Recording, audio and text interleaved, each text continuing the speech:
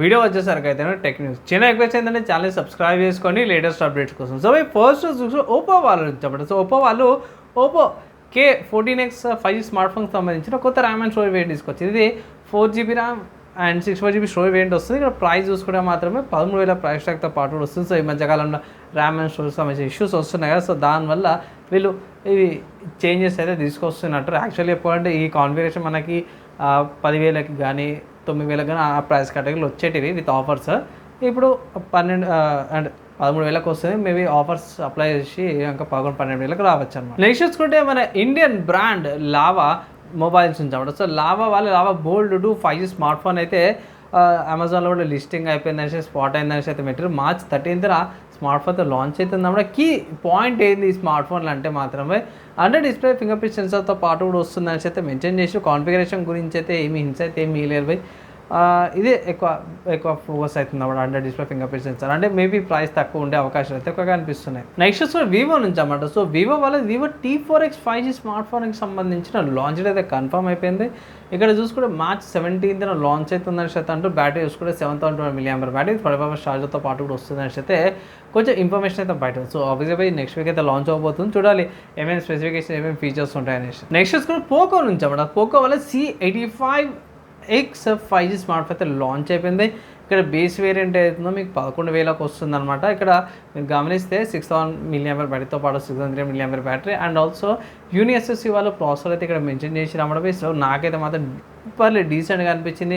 ఈ మధ్యకాలంలో base variant ఏవైతే కొంచెం ప్రైస్ ఇంక్రీజ్ అయితే అనిపించింది. మీరు ఏమనుకోండి, మీ ఒపీనియన్స్ కింద కామెంట్ చేయండి. నెక్స్ట్ సాఫ్ట్వేర్స్కి సంబంధించిన న్యూస్ చూసుకుంటే మాత్రమే కేడెన్ లైవ్ నుంచి అవ్వడం. సో కేడెన్ లైవ్ వచ్చేసరికి వీడియో ఎడిటింగ్ సాఫ్ట్వేర్.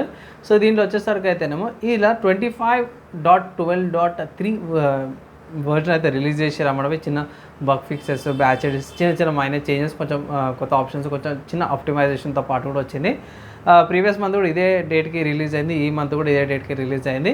నేనైతే మాత్రమే 26 వర్జన్కి అయితే వెయిట్ అయితే చేస్తున్నాను. నెక్స్ట్ చూసుకుంటే హ్యాండ్ బ్రేక్ నుంచి అన్నమాట. సో హ్యాండ్ బ్రేక్ అంటే ఏంటంటే హ్యాండ్ ఇరిపోతాడు కాదు, ఇది సాఫ్ట్వేర్ అనమాట.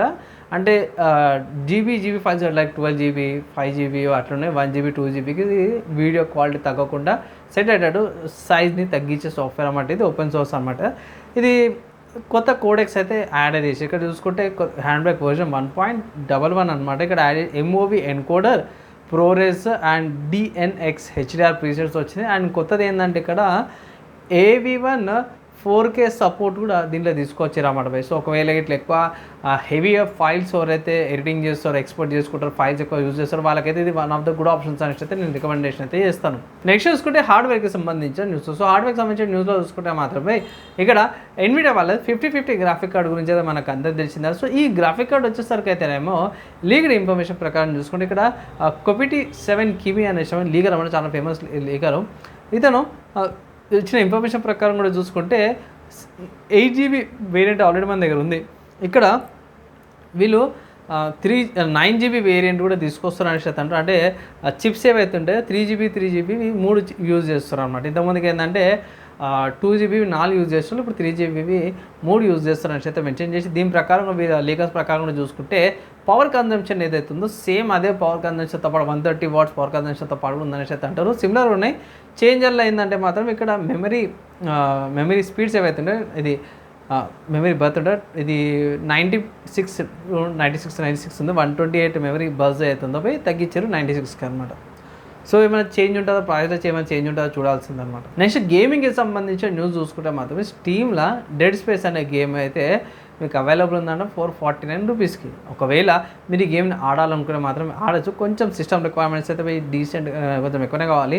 ఇక్కడ కంపల్సరీ ఒక 4GB గ్రాఫిక్ కార్డ్ అయితే ఉండాలన్నమాట. 50GB స్టోరేజ్, SATA ఉండాల్సి వస్తుంది అన్నమాట.